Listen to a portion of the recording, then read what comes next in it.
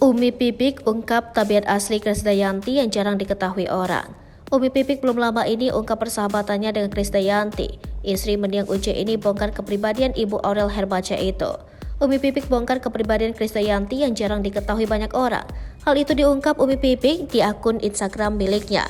Umi Pipik bagikan foto terbarunya dengan Krisdayanti. Tampak Krisdayanti dan Umi Pipik tampak akrab dalam potret tersebut. Pada keterangan fotonya, Umi Pipik tampak membongkar perangai asli Krisdayanti yang tak banyak orang tahu.